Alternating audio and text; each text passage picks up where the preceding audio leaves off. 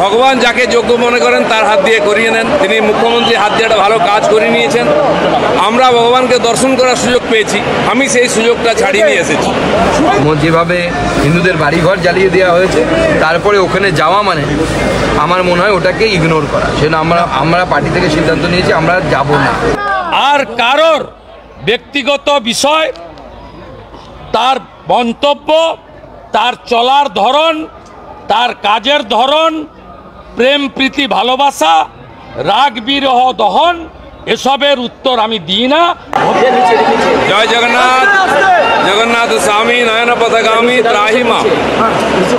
ভগবান পুরী থেকে 350 কিলোমিটার দূরে এসছেন, বাংলায় ঢুকেছেন।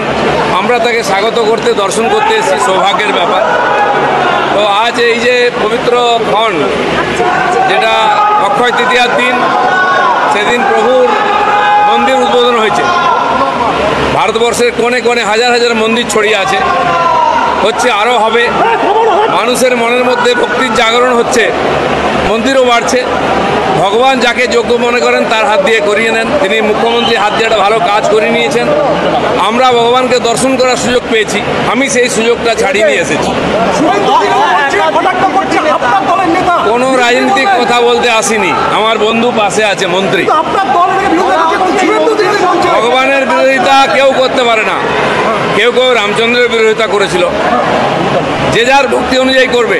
ভগবানের সঙ্গে ঝগড়াও নেই, বিরোধিতাও নেই। সরকারের তরফ থেকে এই অনুষ্ঠান হয়েছে। মাননীয় চিফ সেক্রেটারি এবং হেডকোর ভাইস প্রেসিডেন্ট আমাকে আমন্ত্রণ করেছেন কার্ড দিয়ে।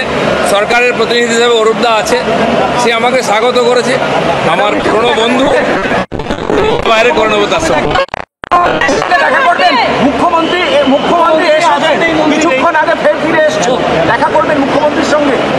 উনি যদি ডাকেন যাবো, উনি আমাদের মুখিয়া, ওনার হাত দিয়ে মন্দির প্রতিষ্ঠা হয়েছে। আচ্ছা দিলীপ দা, এই যে আপনি এলেন, এই স্বাগত, এরপর পার্টি যদি আপনাকে শোকজ করে বা সাইড করে কি করবেন, কি বলবেন? এখানে পার্টি করতে আসিনি, আমি ভগবানের কাছে এসেছি।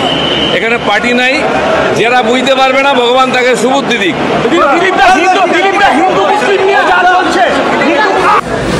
দিলীপ দা আজকে জগন্নাথ মন্দিরে যাচ্ছেন, আর কার্তিক মহারাজ বলছেন যে শুভেন্দু অধিকারী মাঝে মধ্যে হতাশ হয়ে পড়ছেন। দেখুন, দিলীপ দা যাবেন কি না তার ব্যক্তিগত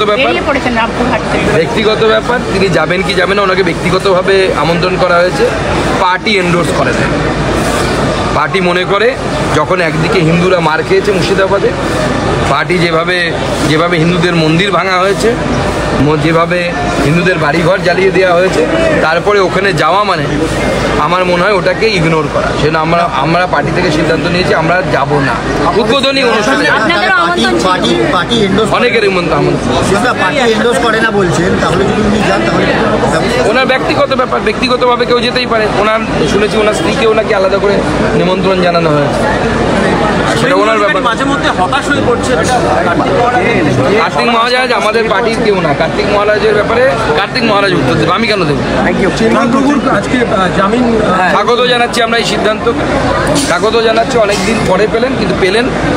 ওনার এই লড়াই, সেই লড়াইকে ভারতীয় জনতা পার্টি হিন্দুদের হয়ে এই লড়াইকে কুর্নিশ জানায়।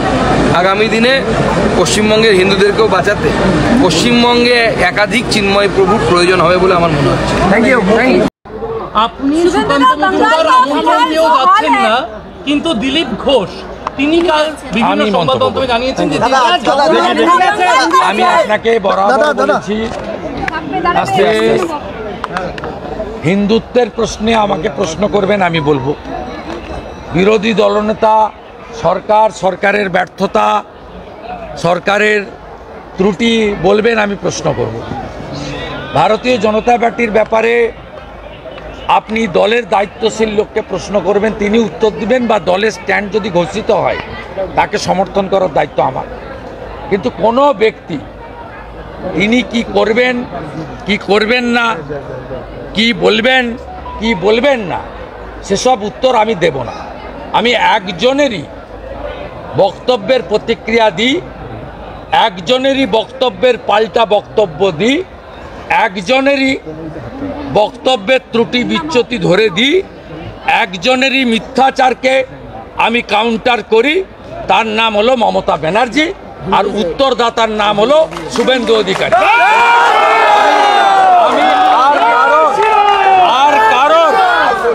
আর কারোর ব্যক্তিগত বিষয়, তার মন্তব্য, তার চলার ধরন, তার কাজের ধরন, প্রেম প্রীতি ভালোবাসা, রাগ বিরহ দহন, এসবের উত্তর আমি দিই না, ভবিষ্যতেও দেব না।